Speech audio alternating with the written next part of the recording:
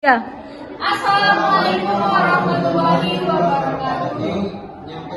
Kami dari kelompok 10 ingin mempresentasikan hasil diskusi kami yang berjudul tujuan perencanaan pembelajaran. Sebelum kita masuk pada materi pembahasan kita pada hari ini, jadi memperkenalkan diri kami terlebih dahulu. Dimulai dari sebelah kanan. Perkenalkan, nama saya Sumarman sebagai pemateri pertama. Perkenalkan, nama saya Sri Alisa sebagai pemateri kedua. Perkenalkan, nama saya Reza sebagai moderator sekaligus. Perkenalkan, saya Sumarman Budi sebagai pemateri. Baiklah, di sini kami langsung masuk kepada tujuan perencanaan pembelajaran yang akan dibacakan oleh pemateri pertama, yaitu saudara kepada saudara yang bersama. Tujuan perencanaan pembelajaran. Yang pertama, pengertian perencanaan pembelajaran. Perencanaan pembelajaran merupakan penjabaran, pengayaan, dan pengembangan dari kurikulum. Dalam membuat perencanaan pembelajaran, tentu saja guru selain mengacu pada tuntutan kurikulum, juga harus mempertimbangkan situasi dan kondisi serta potensi yang ada di sekolah masing-masing. Perencanaan sebagai program pembelajaran memiliki beberapa pengertian yang memiliki makna yang sama, yaitu satu proses mengelola, mengatur, dan merumuskan unsur-unsur pembelajaran seperti merumuskan tujuan, materi atau isi, metode pembelajaran, dan merumuskan evaluasi pembelajaran. Demikian dari saya sebagai pemateri pertama. Baik, saya akan melanjutkan di sini tujuan perencanaan pembelajaran.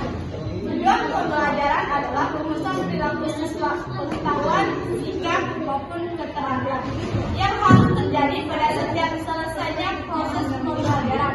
Oleh karena itu, rumusan pembelajaran harus mencerminkan perubahan yang spesifik, mudah dikontrol dan diukur dalam setiap jenis perubahan yang telah dimiliki oleh siswa dari hasil belajar yang telah dilakukannya.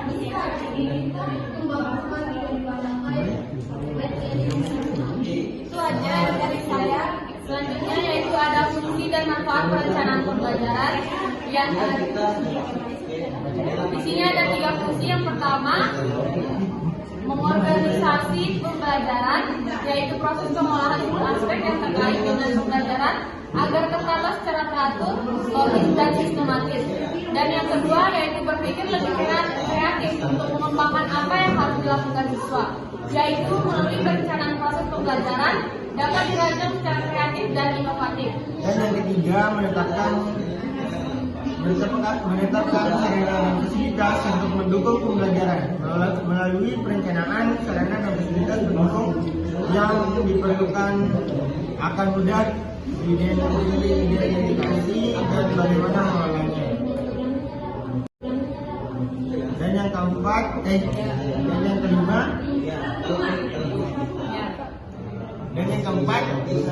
menegakkan indikator hasil belajar dan cara untuk mencapainya, yaitu melalui perencanaan yang matang.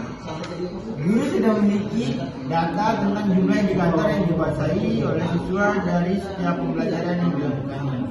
Yang kelima, merancang program untuk mengakomodasi kebutuhan siswa secara lebih spesifik, yaitu melalui perencanaan hal-hal penting yang terkait dengan kebutuhan, karakteristik, dan potensi yang dimiliki siswa akan teridentifikasi dan merencanakan tindakan yang dianggap tepat untuk meresponnya.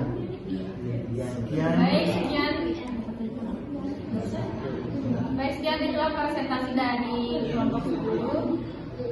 Apabila ada pertanyaan, silakan kepada teman-teman yang ingin bertanya.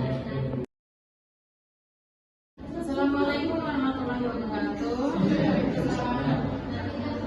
Perkenalkan, nama saya Susmita, perwakilan dari kelompok 11. Di sini pertanyaan saya, bagaimana perencanaan pembelajaran yang ideal sesuai dengan tuntunan kurikulum yang berlaku?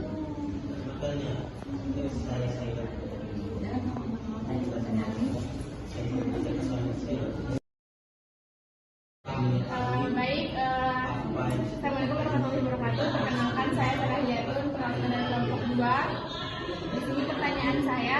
Mengapa tujuan pembelajaran merupakan komponen yang paling penting dalam proses pembelajaran? Assalamualaikum warahmatullahi wabarakatuh. Perkenalkan, nama saya Tauri, saya dari kelompok 9. Pertanyaan saya, bagaimana seorang guru mempersiapkan perencanaan pembelajaran agar proses berjalan dengan baik?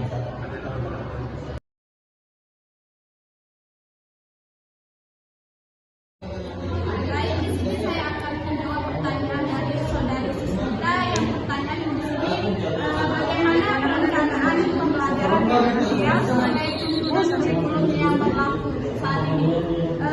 Tentunya menurut tuntunan kurikulum berlaku, perencanaan pembelajaran yang ideal adalah menetapkan peserta didik sebagai pihak yang paling aktif dalam kegiatan proses belajar dan mengajar, dan tenaga pendidik sebagai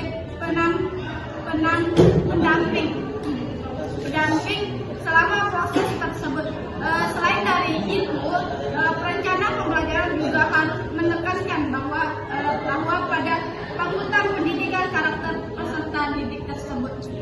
Itu aja. Baik, di sini saya akan menjawab pertanyaan kedua dari saudara Vera, yaitu mengapa tujuan pembelajaran merupakan komponen dari proses pembelajaran.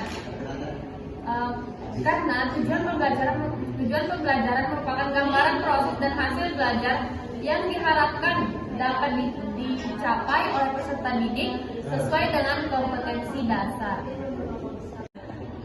Baik, kami akan menjawab pertanyaan ketiga dari saudari Sauni. Bagaimana seorang guru mempersiapkan proses pembelajaran berjalan dengan baik, yang akan dijawab oleh saudara Suharman. Nah, saya akan menjawab pertanyaan dari Sauni tadi. Yang pertama yang perlu disiapkan adalah menyiapkan perangkat pembelajaran dulu. Kemudian yang kedua itu adalah membuat metode belajar yang variatif. Kemudian yang ketiga adalah penerapan nilai-nilai dan norma dalam etika di dalam proses perencanaan pembelajaran. Mungkin itu saja dari saya. Baik, mungkin saya akan menambahkan jawaban dari Suharman, yang dimana di situ yang pertama menyiapkan perangkat pembelajaran itu maksudnya itu dia dasar kita sebagai seorang guru haruslah mempersiapkan perangkat pembelajaran yang menarik, yang dimana perangkat pembelajaran ini akan menarik bagi siswa, itu akan membuat situasi di dalam kelas akan semakin menarik. Yang kedua, tadi yang seperti dijawab sama saudara saya Suharman, membuat metode pembelajaran yang variatif, yang dimana di situ kita bisa membuat mapping atau mading yang menarik, istilahnya yang menarik untuk